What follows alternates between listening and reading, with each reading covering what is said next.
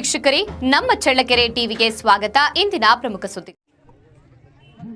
ಆಂಗ್ಲ ಭಾಷೆ ಬಳಕೆ ತಪ್ಪಲ್ಲ, ಆದರೆ ಮಾತೃಭಾಷೆ ಕನ್ನಡದ ಅಸ್ತಿತ್ವ ಉಳಿಸಲು ಪ್ರತಿಯೊಬ್ಬರೂ ಸಂಕಲ್ಪ ಮಾಡಬೇಕು ಎಂದು ನಿವೃತ್ತ ತಹಶೀಲ್ದಾರ್ ಎನ್ ರಘುಮೂರ್ತಿ ಕರೆ ನೀಡಿದ್ದಾರೆ.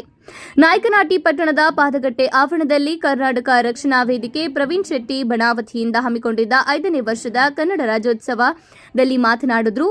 ರಾಜ್ಯದಲ್ಲಿ ಕನ್ನಡ ಭಾಷೆಗೆ ತನ್ನದೇ ಆದ ಮಹತ್ವವಿದ್ದು, ಹೆತ್ತ ತಾಯಿಗೆ ಸಮಾನವಾದ ಗೌರವ ಸ್ಥಾನವಿದೆ. ವ್ಯವಹಾರಿಕತೆ, ವೃತ್ತಿ ಜೀವನಕ್ಕೆ ಅನ್ಯ ಭಾಷೆಗಳು ಅನಿವಾರ್ಯವಾಗಿವೆ. ಆದರೆ ಮನೆಗಳಲ್ಲಿ ಕನ್ನಡ ಭಾಷಾಭಿಮಾನ ಮೆರೆಯಬೇಕು. ಪ್ರಕೃತಿಯಲ್ಲಿ ಪ್ರತಿಯೊಂದು ಜೀವ ಸಂಕುಲಕ್ಕೂ ತನ್ನದೇ ಆದ ಭಾಷೆಗಳು ರೂಢಿಯಲ್ಲಿವೆ. ಮನುಷ್ಯ ಮೌಖಿಕವಾಗಿ ಅಭಿಪ್ರಾಯಗಳನ್ನು ವಿನಿಮಯ ಮಾಡಿಕೊಂಡರೆ, ಪ್ರಾಣಿಗಳು ಅಮೌಖಿಕವಾಗಿ ಸನ್ನೆ, ಹಾವಭಾವ, ಧ್ವನಿಗಳ ಮೂಲಕ ವ್ಯಕ್ತಪಡಿಸುತ್ತವೆ ಎಂದಿದ್ದಾರೆ. ಇದೇ ಸಂದರ್ಭದಲ್ಲಿ ಮಾಜಿ ಪಟ್ಟಣ ಪಂಚಾಯಿತಿ ಸದಸ್ಯ ಟಿ ಬಸಪ್ಪನಾಯ್ಕ ಮಾತನಾಡಿ, ಕನ್ನಡ ಭಾಷೆ, ನೆಲ, ಜಲ ಸಂರಕ್ಷಣೆ ಪ್ರತಿಯೊಬ್ಬರ ಹೊಣೆ. ಇತ್ತೀಚೆಗೆ ಪೋಷಕರಲ್ಲಿ ಆಂಗ್ಲ ಭಾಷೆ ವ್ಯಾಮೋಹ ಹೆಚ್ಚಾಗುತ್ತದೆ. ಮಕ್ಕಳ ಭವಿಷ್ಯಕ್ಕೆ ಆಂಗ್ಲ ಭಾಷೆ ಪೂರಕವಾಗಬೇಕು, ಆದರೆ ಕನ್ನಡ ಭಾಷೆಯನ್ನ ಮರೆಯಬಾರದು ಎಂದು ಕಿವಿಮಾತು ಹೇಳಿದ್ದಾರೆ.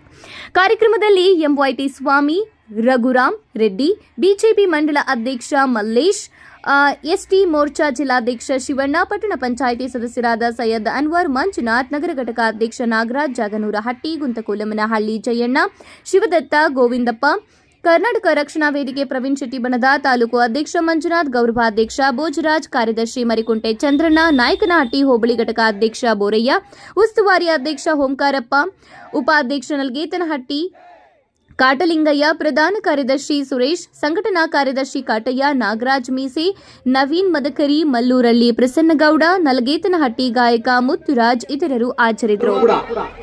ಈ ಒಂದು ಪಟ್ಟಣದಲ್ಲಿ ವಿಶಿಷ್ಟವಾದಂತ ಮತ್ತು ಒಂದು ಅತ್ಯದ್ಭುತವಾದಂತ ಒಂದು ಕನ್ನಡ ರಾಜ್ಯೋತ್ಸವವನ್ನ ಆಚರಣೆ ಮಾಡ್ತೀವಿ.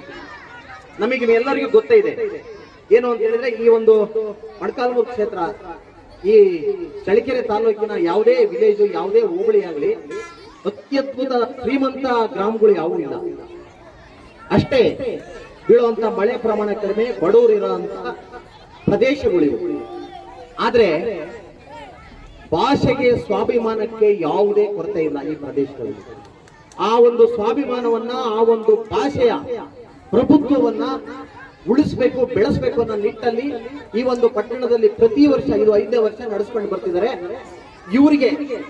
ಇವರ ಪರವಾಗಿ ನಿಮ್ಮೆಲ್ಲರಿಗೂ ಕೂಡ ಒಂದು ಒಳ್ಳೆ ಚಪ್ಪಾಳೆ ಬರಬೇಕು.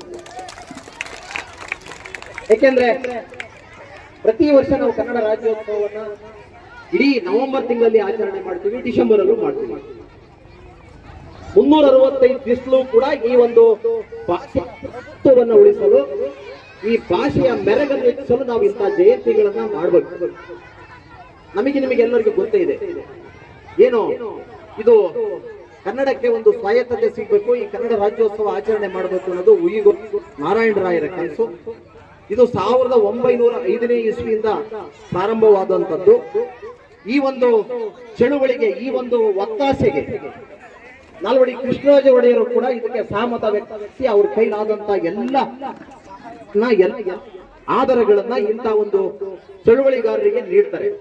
ಇದರ ಪರಿಣಾಮವಾಗಿ ಈ ಒಂದು 1905ರಿಂದ ಹಿಡಿದು 1956ರವರೆಗೆ ಹಲವಾರು ನಾಡಿನ ಕನ್ನಡ ಪರ ಚಳುವಳಿಗಾರರು, ಕನ್ನಡ ಪರ ಸಂಘಟಕ, ಆಮೇಲೆ ಕವಿಗಳು, ವಿದ್ವಾಂಸರು, ಅಂಕಣಕಾರರು, ಇವರೆಲ್ಲರ ಸೇವೆಯೂ ಕೂಡ ಈ ಒಂದು ನಮ್ಮ ಕನ್ನಡ ರಾಜ್ಯೋತ್ಸವವನ್ನ ಆಚರಣೆ ಮಾಡಕ್ಕೆ ಅವರ ಕೊಡುಗೆ, ಅವರಿಗೆ ಕಾಣಿಕೆ ಇದೆ. ಹಾಗಾಗಿ ಆ ಚಳುವಳಿ ಮತ್ತು ಆ ಕಾಣಿಕೆ ಕೊಟ್ಟವರಲ್ಲಿ ಹಲವಾರು ಕೂಡ ಇವತ್ತು ಮೃತಪಟ್ಟಿದ್ದಾರೆ, ಅವ್ರು ಯಾರು ಇಲ್ಲ.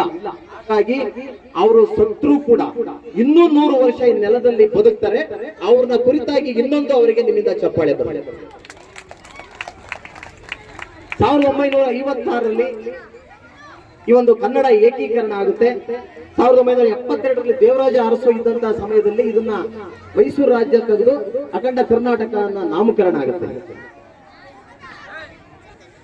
12ನೇ ಶತಮಾನ, 10ನೇ ಶತಮಾನ, 9ನೇ ಶತಮಾನದಿಂದ ನಾವು ಅವಲೋಕನ ಮಾಡೋದಾದ್ರೆ ಈ ಒಂದು ಕನ್ನಡ ಭಾಷೆಗೆ, ಈ ಒಂದು ಕನ್ನಡ ಪ್ರಭುತ್ವಕ್ಕೆ ಹಲವಾರು ನಮ್ಮ ಹಿರಿಯ ಕವಿಗಳು, ಉದಾಹರಣೆಗೆ ಪಂಪ ಇರ್ಬೋದು, ರನ್ನ ಇರ್ಬೋದು, ರಾಘವಾಂಕ ಇರ್ಬೋದು, ಕುಮಾರವ್ಯಾಸ ಇರ್ಬೋದು,